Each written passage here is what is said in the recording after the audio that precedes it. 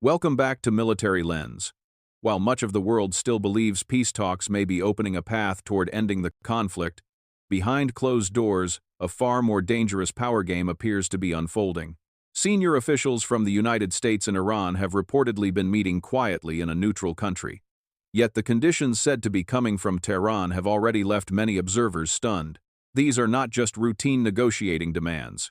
Iran is believed to be pushing for a framework that would give it leverage over one of the most important maritime routes on Earth, turning a critical choke point into an instrument of global economic pressure. To many in Washington and across the wider energy market, that looks less like diplomacy and more like an attempt to hold the world economy hostage. But the United States has not entered these talks in a passive position. While diplomats continue to weigh every word across the negotiating table, the Pentagon has reportedly been preparing an entirely different option behind the scenes. Thousands of elite rapid response paratroopers have allegedly been placed on alert, coordinating with a Marine force moving closer to a key strategic zone. This is not simply deterrence. It points to a ground operation contingency that may already be drafted and ready to activate the moment negotiations collapse. At the same time, diplomatic channels remain active, with plans for a summit in Islamabad, Pakistan. On the American side, the lineup reportedly includes high-profile figures such as J.D. Vance, Steve Witkoff, Jared Kushner, and, most notably, Secretary of State Marco Rubio. Iran, meanwhile, is said to be represented by the Speaker of Parliament and the Foreign Minister, a figure who has closely tracked the negotiation process from the beginning.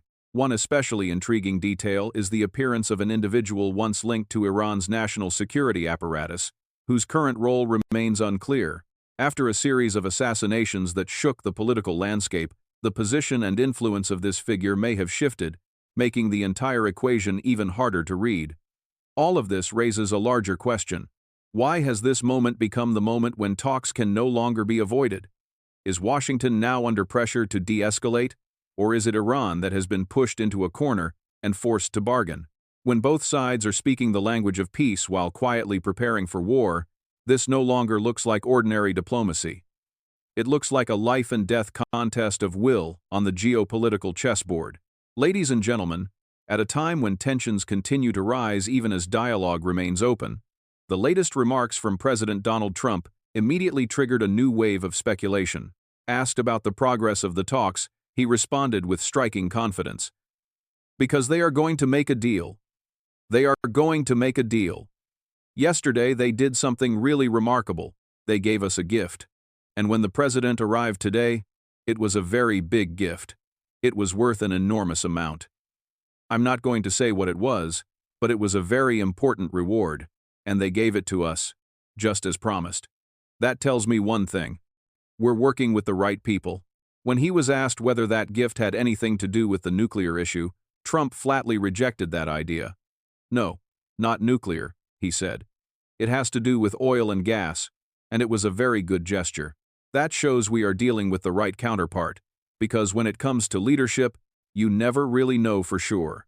That statement instantly opened the door to multiple theories.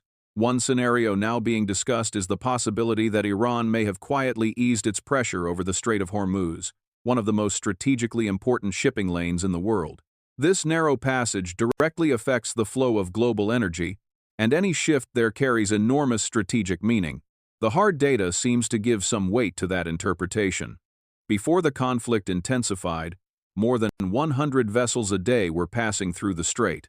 But once tensions exploded, the number reportedly plunged into the single digits, and at certain moments traffic nearly froze altogether. In recent days, however, the flow of ships has begun to rise again quietly, but noticeably. That may suggest a subtle change in Tehran's posture. Still, it must be emphasized that all of this remains an inference drawn from the available data. The only thing that can be stated with certainty right now is that negotiations have resumed and that the United States appears to have made the first move on the table. In a contest where every signal can function as a strategic message, that mysterious gift may not simply be a gesture of goodwill. It may be the opening move in a much larger game, and what Washington has reportedly placed on the table this time is not just a deal. It reads more like an ultimatum built with extraordinary discipline and structure. The proposal is said to contain 15 points in total. The opening clause calls for a 1-month ceasefire, creating space for continued negotiation. But the real core lies in what follows. The first 11 conditions are said to reflect America's central demands directly, while the final 3 outline benefits Iran could receive if it accepts the package in full. At its core, Washington appears to be attempting to fundamentally reshape Tehran's strategic capabilities. Iran would be required to dismantle its entire existing nuclear infrastructure, including major sites such as Natanz, Isfahan, and Fordo. And it would not stop there. Tehran would also have to permanently abandon any ambition of developing nuclear weapons, while ending all domestic uranium enrichment activity. One of the most striking requirements is the transfer of roughly 441 kilograms of uranium enriched to 60% to the International Atomic Energy Agency, a step that would place current nuclear capacity under direct international control.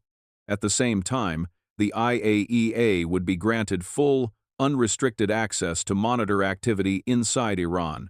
In practical terms, that would leave Tehran with almost no room for any hidden program. But the proposal does not stop at the nuclear file. It also reaches into Iran's regional military strategy. Iran would be required to completely abandon the proxy force model and end all financing, direction, and arming of those groups. On a broader level, Washington is also demanding guarantees that the Strait of Hormuz remain permanently open as a free maritime corridor, an issue with direct consequences for global energy security.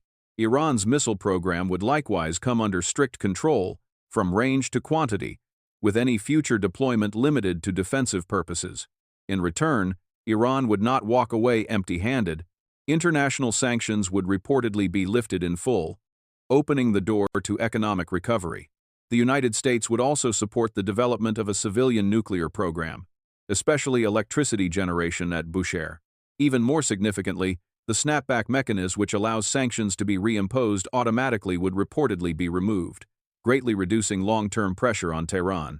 Yet when all of these conditions are placed on the scale, the central question remains: is this really a balanced settlement, or is it an attempt to force Iran to trade away nearly all of its strategic leverage in exchange for economic survival? At first glance, Washington's proposal may look like a breakthrough. In reality, however, much of it is not new. Similar terms had already circulated before the conflict escalated, and they appear to have changed very little. For that reason, the likelihood of Iran accepting the full package from the outset is considered very low. What matters more is understanding that this is only the opening phase of a much more complex bargaining process, one in which both sides are testing the limits of the other. Iran will measure what it can afford to accept. The United States will calculate how much flexibility it is willing to offer. One of the most revealing details is that despite what has been spreading across social media, Iran has in fact entered the negotiating process. That does not mean Tehran has agreed to the terms. It means Tehran is responding and weighing the offer. According to reporting cited from the New York Times, communication channels between Washington and Tehran remain active even while Iran continues to deny this publicly. That contradiction is not accidental. It appears to be part of a carefully designed strategy. Publicly acknowledging talks could carry an immediate consequence: oil prices might fall. And oil prices are one of the key factors affecting Iran's bargaining position. When prices remain high, Tehran holds greater economic leverage and therefore more negotiating power. But if markets sense de-escalation, falling prices could quickly erode that advantage. That is why Iranian media repeatedly denying the talks may not be a sign of deadlock at all. It may be a deliberate effort to manage market expectations. Even if a deal begins to move within reach, Tehran is likely to stay silent or openly deny Progzun until the very last moment, simply to avoid giving up leverage too early. Meanwhile, the Wall Street Journal has also suggested that Iran is not merely responding, but bringing demands of its own into the negotiation. That indicates the process is not one-directional. It is a genuine contest of strategy, with both sides trying to shape the outcome in the direction most favorable to themselves. And when Iran came to the table, it did not come looking weak. On the contrary, Tehran reportedly laid down a series of demands that amount to a direct strategic challenge. Most striking among them is a call for the closure of all U.S. military bases in the Gulf region, along with demands that Washington compensate Iran for damage related to strikes and infrastructure losses. This is not simply a security issue. It is also a political message about redefining American influence across the region.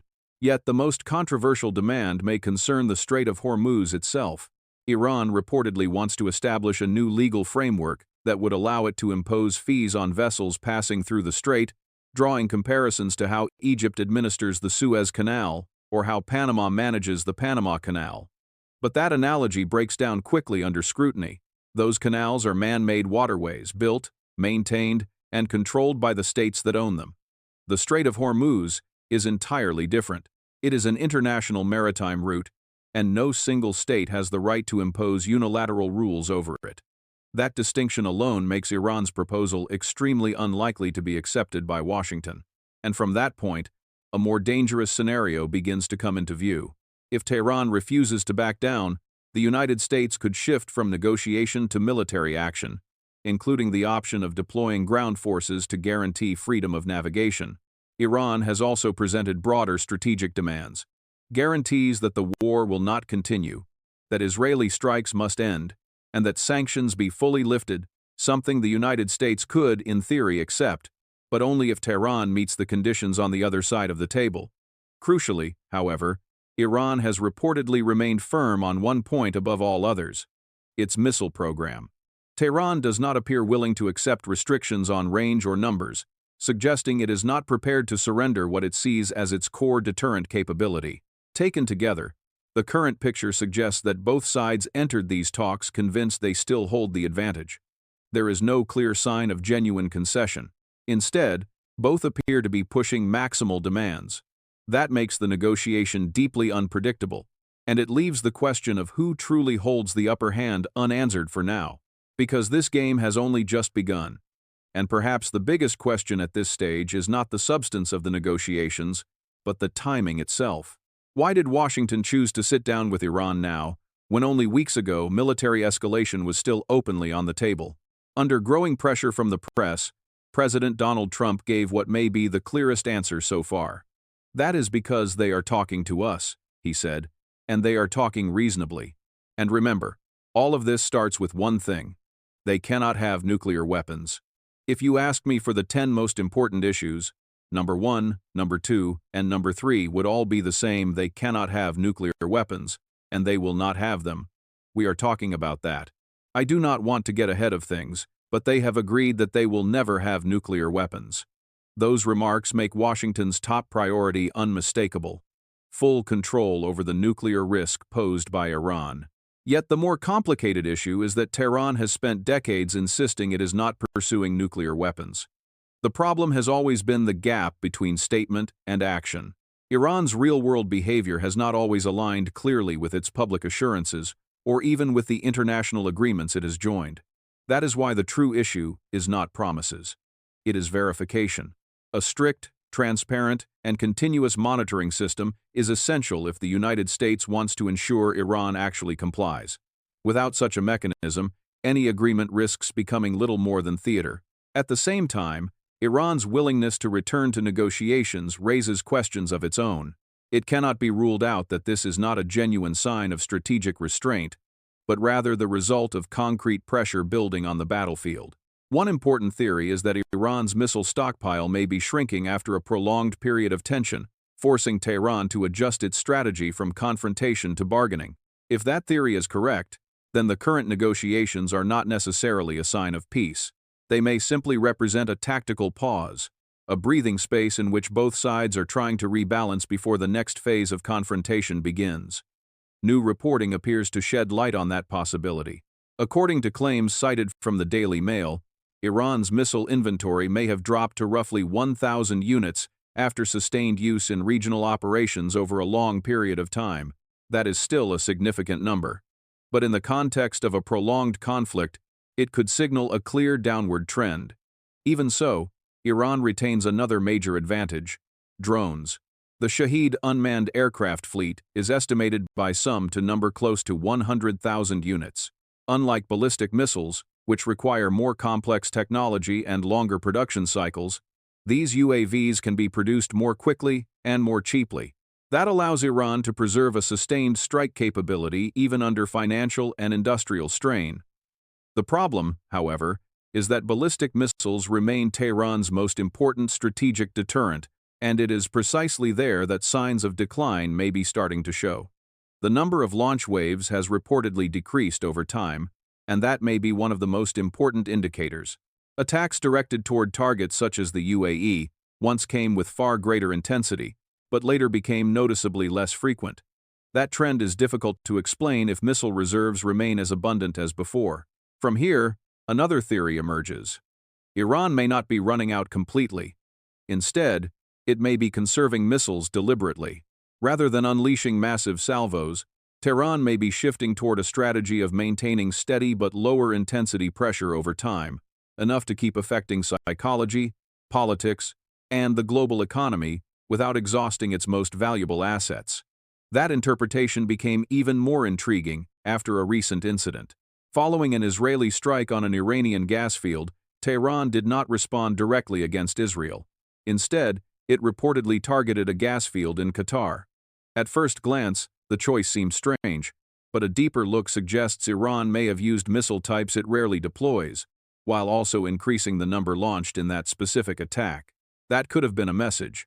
We still have capability, but we are choosing carefully when to use it. In other words, Iran may not be collapsing militarily at all. It may be redefining how it uses force, moving away from constant saturation attacks and toward a more controlled tempo designed to prolong the game on terms more favorable to itself. Battlefield indicators suggest Tehran may indeed be pursuing a highly calculated strategy, keeping the intensity of strikes relatively low in order to preserve strength for future escalation. Instead of spending all of its firepower early, Iran appears to be holding back key assets for a more decisive moment. But this strategy comes with a huge risk. As long as those missiles remain stored in underground facilities or so-called missile cities protected under heavy fortification, they can still be destroyed if their locations are exposed. And once launch sites or storage points are identified, U.S. or Israeli aircraft could carry out precision strikes to eliminate them before they are ever used. This is not a theoretical concern.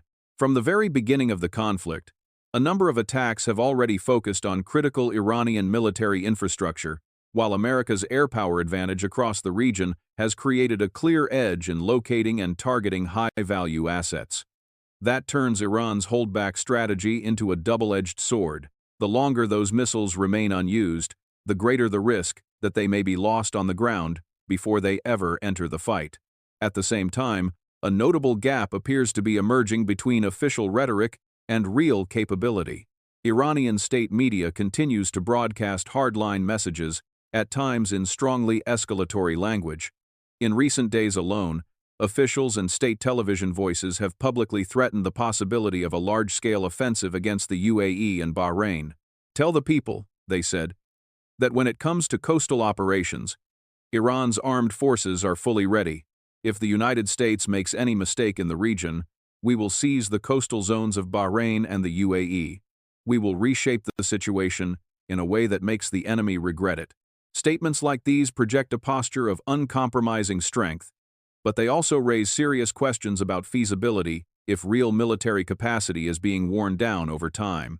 Maintaining the image of power may itself be part of a psychological warfare strategy aimed at preserving leverage both at the negotiating table and in the minds of adversaries. And while the talks continue, both Iran and the United States appear to be quietly preparing for the worst. This is no longer diplomacy in the ordinary sense.